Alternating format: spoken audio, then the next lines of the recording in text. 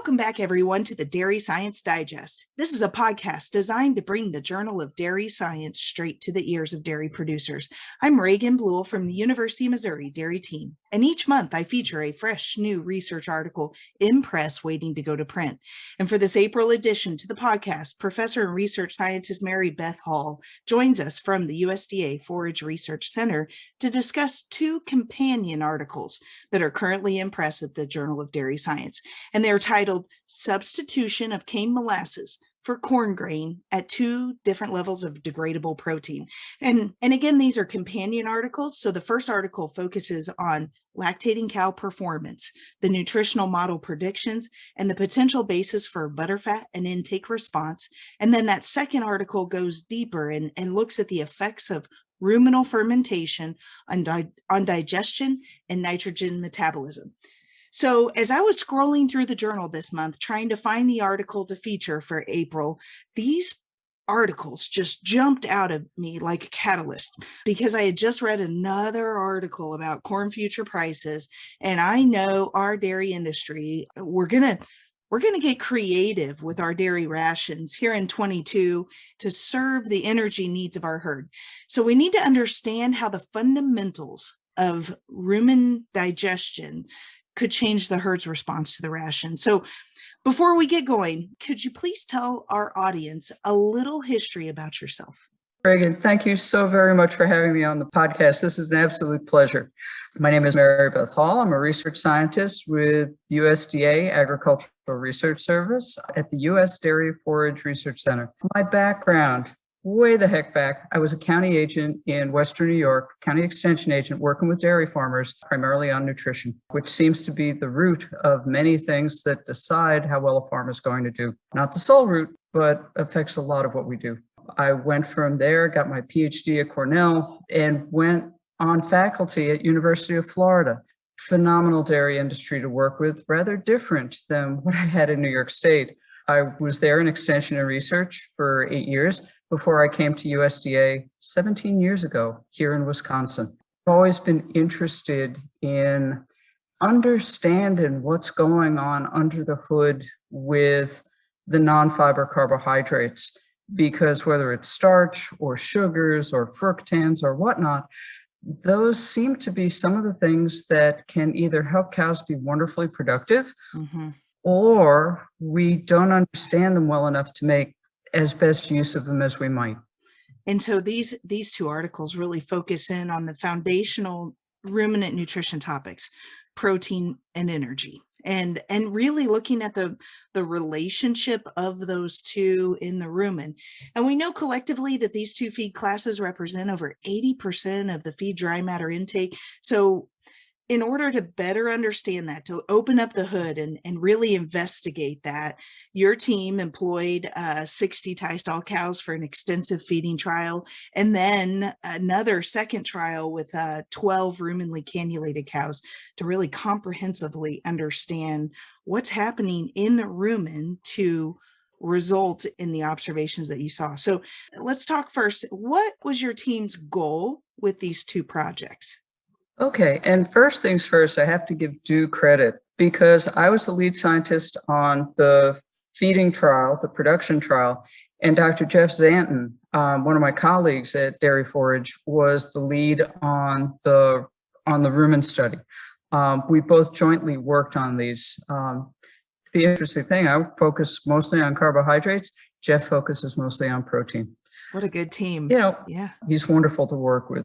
Our main goal was to look at an interaction because a lot of the studies that have been done over time, they look at one thing, but not necessarily some of the things that could affect what's going on with that one thing. And some of the work that I've done in my laboratory had shown that depending on the amount and the type of protein, whether it was urea or whether it was peptides, degradable true protein, that we gave to rumen microbes changed what they did with the sugars we offered to them. And so after a number of those studies to get background on what we might like to test, we took it to the cows. The cows are the only ones who are always right. Then said, all right, here we have two very different sources of carbohydrate. We have sugars coming from molasses, or we have starch coming from finely ground corn grain, and we have more degradable protein coming from soybean meal, or we backed the degradable protein off, had more rumen undegradable or bypass protein, substituting soy plus and extruded soybean meal for soybean meal. And we asked the cows, what do you think? Both ruminally and in terms of their production. And it was following a chain that was some years in the making, going from what the microbes thought to what the farmers and the cows would care about. So you added these different treatments to a base ration that was about 20% BMR corn silage and 30% alfalfa silage. So this is a very standard base TMR that you would expect to see. The cows were right around 101 days in milk and really made some nice production, averaging 105 pounds of milk for the control ration. And so you can see all the details of this ration by going to the comments of this podcast. There's a clickable link to the Journal of Dairy Science. Since January, the Journal of Dairy Science has been an open access journal. And so you can access all of these articles that we interview, and you can see there on table 1, the full ration. So you say the difference between the rumen degradable protein and then the diets with less degradable protein was primarily the extruded soy plus diet. And then you talked a little bit about the non-structural carbohydrates or the energy portion. Could you tell us a little bit about the fine ground corn versus molasses? And then you had a variety of different molasses treatments. What could you expand on those treatments? What we looked at was the substitution of starch for water-soluble carbohydrates. So what our treatments were, under each level of degradable protein, either more degradable or less degradable protein in the diet, but the same amount of protein in the diets, we went from 0 to 5.25 and 10.5% molasses.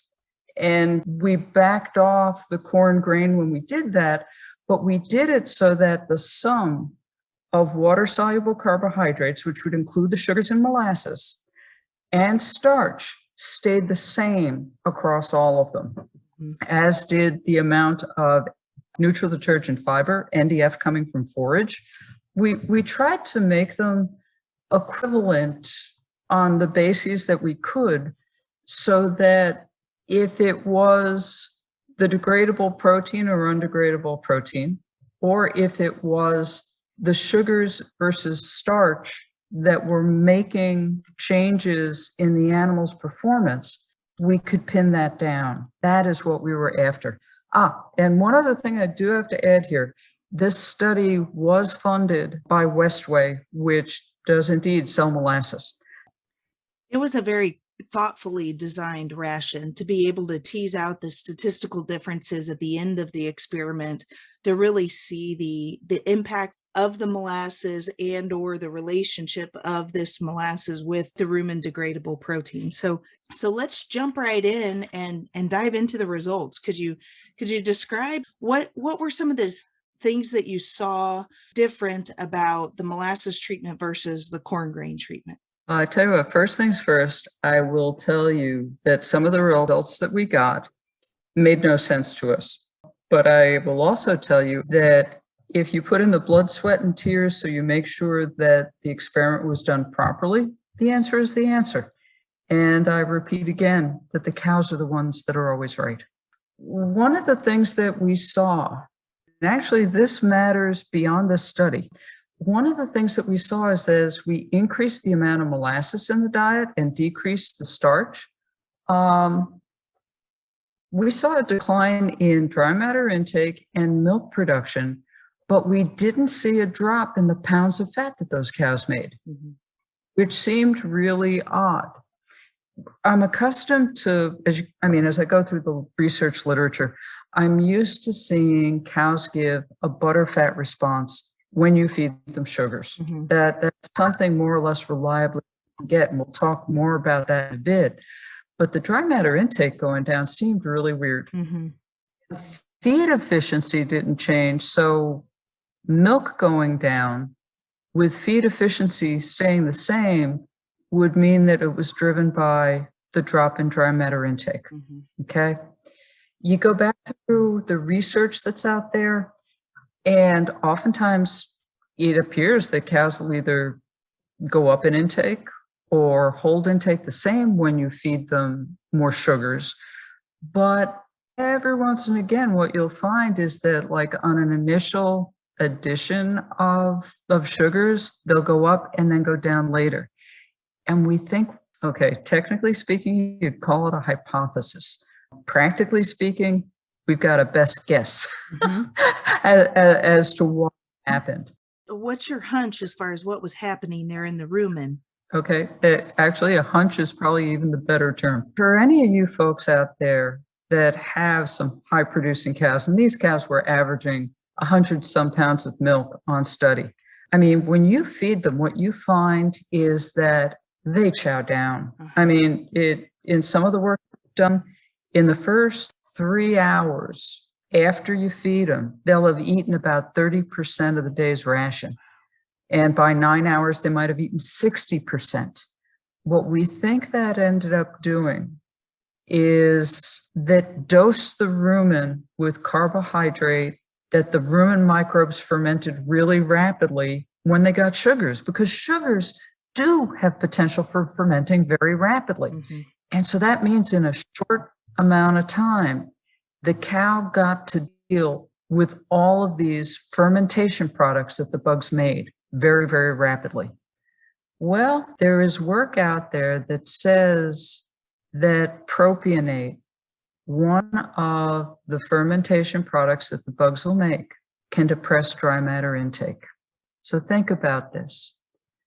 The cows dose themselves with a whole pile of feed that had more sugar in it.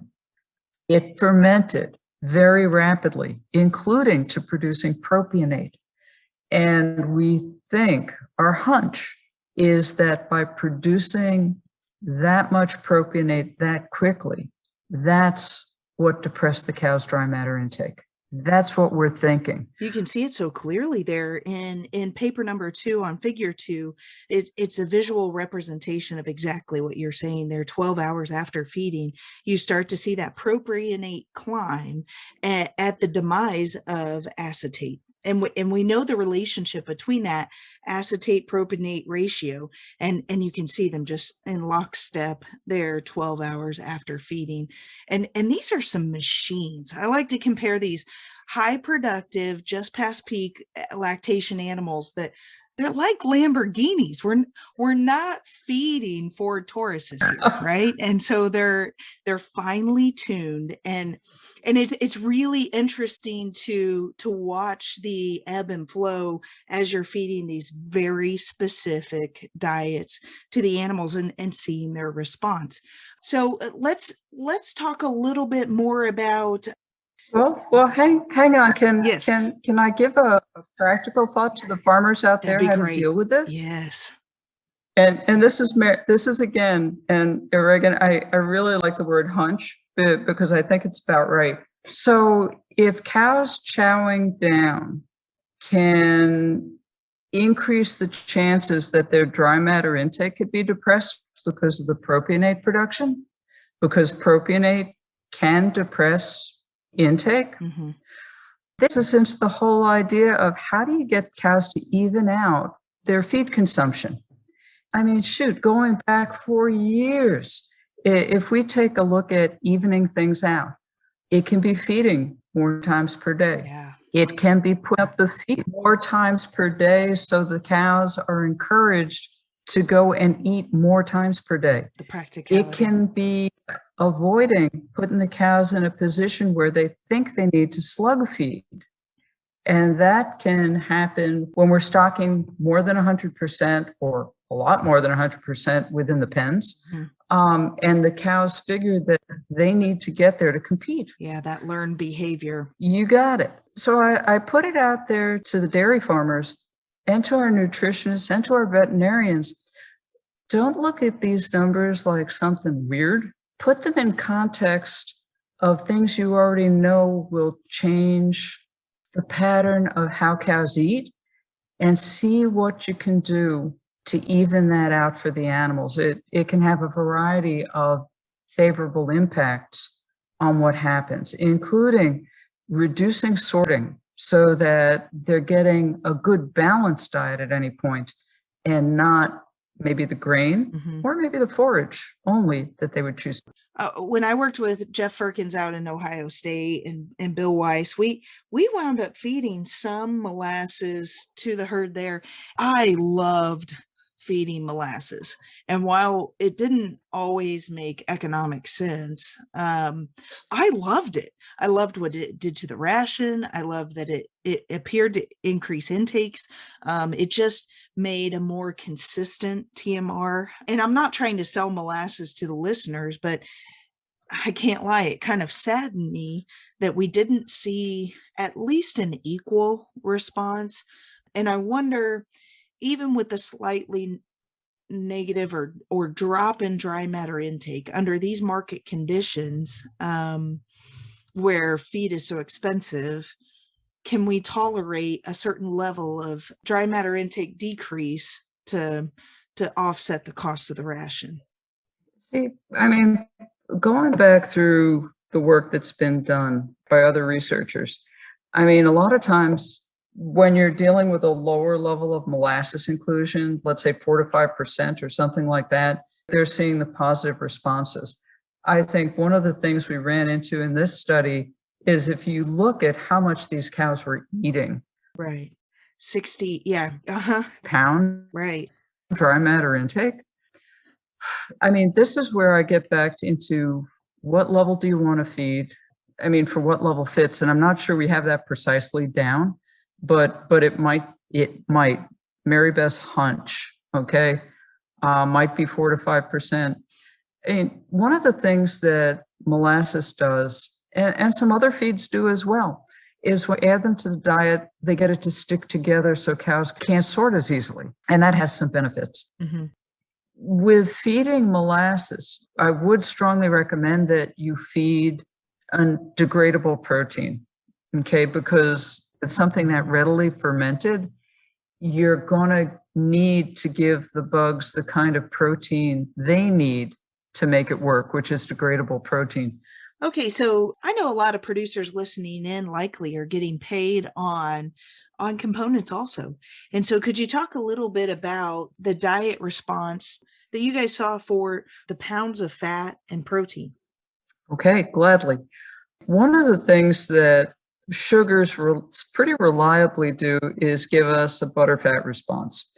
And, you know, the funny thing was in this study, even though pounds of milk went down, the pounds of fat did not go down, which was amazing. And as the pounds of milk went down, as I said, along with dry matter intake, the percent fat went up. So like percent fat, when we were looking at the molasses diets going from 0 to 5.25 to 10.5% molasses with more degradable protein, we were looking at going from about a 3.39% fat to 3.75 to 3.93% butterfat. Okay, as we increased the molasses in the diet, and that counterbalanced what ended up happening with intake in milk. Now, that didn't happen with the protein and the lactose. As intake went down and milk went down, they followed. So what on earth is going on with molasses? This is pretty much a sugar response. The best we can figure out, and this is actually after some discussions with Bill Weiss from Ohio State, I worked through some of the energetics on what on earth was going on here. Again, what's going on underneath the hood so we can tune it up. And when sugars ferment in the rumen, you typically get more butyrate. I mean, the main fat, VFA, volatile fatty acids you've got are acetate, propionate, and butyrate. Sugars give you a greater proportion of butyrate than we get from any of the other things we ferment that I've ever seen. The impact that butyrate has on de novo fatty acid synthesis that we're getting a handle on is really important. The cow making fatty acids from scratch for milk fat, butyrate has a positive effect. It makes it more energetically efficient, and it leaves more acetate either for use as energy or for producing more butterfat, according to the calculations. And so that could be very easily where things like sugars are having their impact, is by providing more butyrate, let alone the acetate they provide that the cow can use to build fatty acids. Altering those chemical compounds in the rumen. So this particular setup, I know that you have a full TMR and you're getting a lot of really nice intake response from the cows on test. So I know this question is not what you researched, but I wonder, there's quite a few listeners out there that might be taking advantage of that lush vegetative grass that's coming on, and they might be feeding a partial mixed ration to a smaller type herd. And we know that protein is readily available to the rumen. So what do you think a response would be at a say 5% inclusion of molasses for the spring time and utilizing that rumen degradable protein as efficiently as possible? I'm not sure. And okay, you can tell I was in extension because I'll also say it probably depends. Yeah. For what we're looking at, I mean, that protein in that lush grass is some of it's going to be true protein and some of it's going to be non-protein nitrogen. Okay. And both used readily in the rumen. Mm-hmm. That lush grass, depending on how much sunlight we've got and what the temperatures are, might also have a lot of water-soluble carbohydrates. Okay. It's also going to contain a lot of water. You know, I'm sitting here thinking I'm doing malpractice if I'm going to give advice on rations that I've never seen, because it's going to depend how that fits in with other things. I can't tell you how the molasses will fit with that. Right. Because we'd need a better handle on what that grass is bringing to the table, even besides the protein. Right. And it's always a constantly evolving ingredient in that partial mixed ration, and can be some challenging to manage. And some folks do it more successfully than others, that's for sure. And you just need to work closely with your nutritionist because each farm might respond differently. Okay, so for our nutritionists that are listening in, could you expand a little bit on the modeling aspect of this first paper, and looking at if they're utilizing the Cornell ration program or the 2001 version of the NRC? What are some nuances that you were able to find in this project that they need to be aware of as they're writing these rations going forward? One of the major reasons for doing this study was the interest in seeing how diets that didn't have a lot of starch in them, for example, ended up being predicted by some of the models that we have out there. And the two that we looked at were the 2001 NRC, and using NDS, we looked at CNCPS 6.55. The interesting things that we found were that for diets that were higher in degradable protein, both the NRC and the CNCPS NDS underpredicted cow performance when you put it on a metabolizable protein basis, but they came closer when we looked at it on an energy basis. When we increased the amount of undegradable protein in the diets, they overpredicted cow performance, both on an energy and a protein basis, though looking at it, it looks like the NRC on a protein basis came closer. So when you're working with rations on farm, if you're looking at very degradable carbohydrates, and this might be high moisture corn, and it might be sugars, you need to keep an eye on the degradable protein and then work with the cows, because the models that we're currently working with might underestimate the value of that degradable protein to making those rations work. But again, it's going back and forth and working with the cows to see what you need to do. And they'll tell you not only with production, but also those components and pounds of components. Absolutely. Fascinating. I just am so fascinated by the bovine beast and her ability to digest all of these ingredients at a unique way. She truly is profound, is she not? I mean, what a cool animal to study and devote your life to. Amen. Yeah, I mean, it's fascinating. At the end of the day, the takeaway, the takeaway I have from this study, okay, and having worked with cows for a few decades now, and also liking cows and being amazed, like as you just pointed out, with what they do. My takeaway from this study, and with the rest of what I know, is that no molasses or no sugars versus starch are not going to put your dry matter intake in the ditch. But we need to understand what are the things that are going to factor in. And again, what I would say is, at the end of the day, if you're looking for a component response and you're going to try feeding feeds with sugars, keep an eye on the butterfat. If you're going to try feeding sugars and knowing they are going to ferment rapidly in the rumen, make sure you have enough degradable protein there for the rumen bugs to work with. And make sure that you don't let the cows slug feed, okay? Make sure that you do what you can through your management to even out what the cows eat over the course of the day. Just figure these cows that we fed were all in tie stalls. They were not competing for feed. And when feed got put down in front of them, they would devour it for like a couple hours before they'd take a great big drink of water, lay down, start ruminating, and then fall asleep. Make sure that you manage, whether you're feeding sugars or not, so that you even out the feed intakes, and odds are you'll get better performance. But tell you what, the cows will tell you. Yes, always. Always they will. Well, Dr. Hall, this has been very informative, and I want to thank you so much for your time. And listeners, I applaud you for taking time out of your day to learn about how sugar and starch can respond to these different levels of degradable protein in the rumen, and to better understand that dairy cow and what's happening under the hood in the rumen.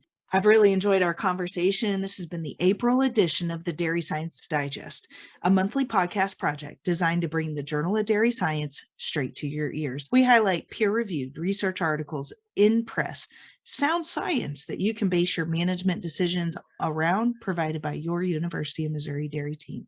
So be sure to like, share, and subscribe to get future editions straight to your cell phone. This is Reagan Bluell with the Dairy Science Digest, and I hope you have a great day.